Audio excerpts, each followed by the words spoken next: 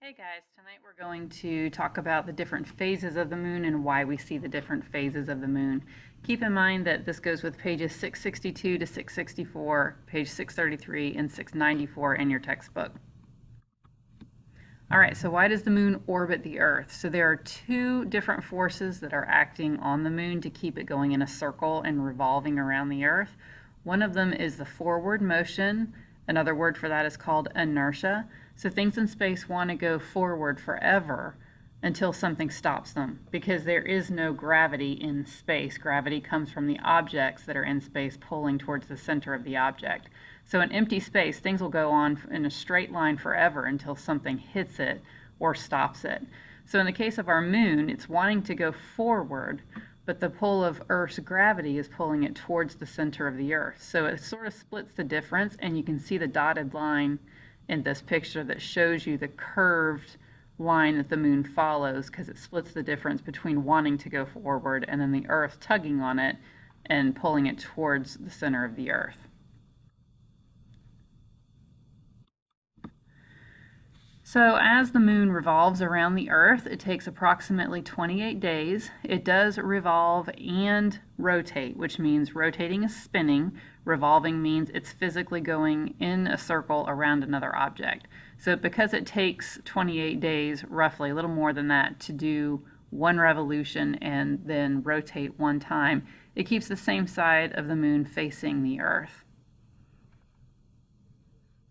So as it goes around, we see different parts of the moon that are lit by the sun. Half of the moon is always lit. No matter what phase we're seeing, half of it is always lit. Sometimes the lit part is on the other side of the sphere of the moon that we can't see from Earth. But because we're looking from Earth, the moon appears to go through phases, which is different shapes. So what we're seeing is just different parts of the sunlit part of the moon. Okay, so this diagram shows you a couple of different things. We have the outside circle here that's showing you what you see in the sky. We have the inside circle that shows you where the moon is in its orbit.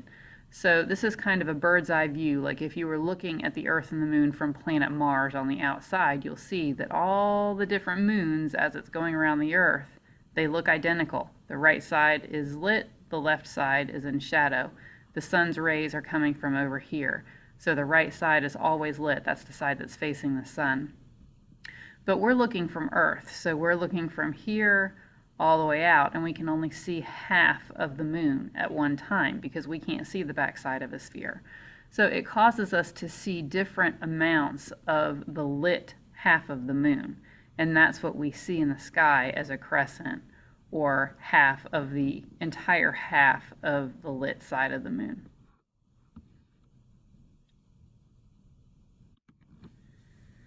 So if we're going from a new moon, which is when the moon is somewhat between the Earth and the sun, it's not an eclipse necessarily because the moon has a tilt to its revolution, so it doesn't always come directly between.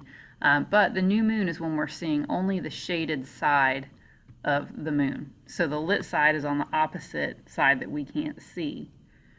As it goes through its phases, we start gaining the amount of light that we can see. Those phases are called waxing phases. So the amount of light is increasing that you can see. So we start with a new moon where you don't see any of the lit side. Then we just see a little crescent edge of light. Then we see the half of the moon that's lit. And then here we see 3/4 of the lit side. So we're gaining the amount of light, so that's called waxing. Okay, once we get through 3/4 of the lit moon, then we go to a full moon. So you're seeing the entire half of the moon that's lit by the sun at this point. So this is when you have the sun, then the Earth, and then the moon is kind of behind the Earth, not an eclipse, because again, the orbit is tilted, but it's behind the sun and the Earth in a line. So you see the entire half that's lit. Then we start to lose the amount of light that we can see as it comes around the other side of Earth.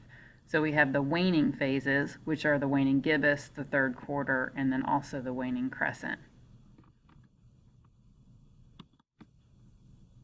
Okay, so like I said, the orbit of the moon is a bit of a tilt to it.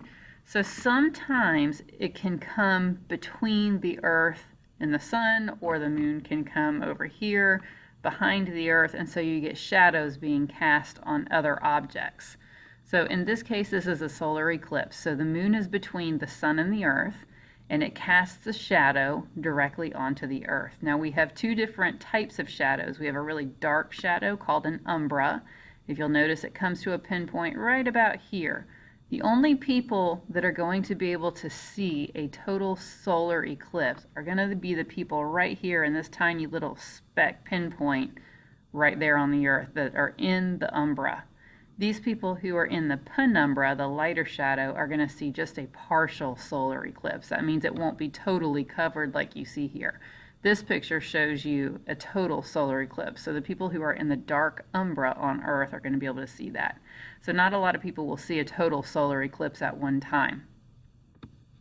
This does happen during a new moon phase, because here's Earth and we can only see the darkened shaded side of the moon at this point.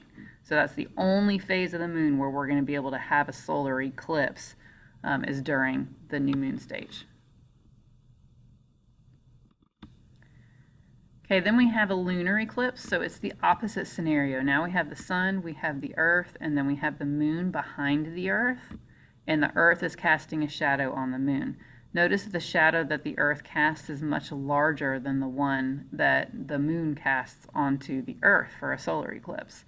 So because the shadow is so big, it envelops the entire moon, which means anybody who is in the nighttime hours on the shaded side of Earth is going to be able to witness and watch the lunar eclipse. And this is what it looks like in the sky. So a lunar eclipse can only happen during a full moon, because that's when the moon is over here.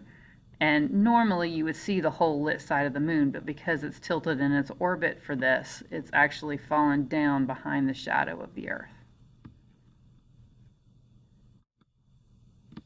Okay, make sure your notes are filled out and bring them to class so they can get checked. Have a great night.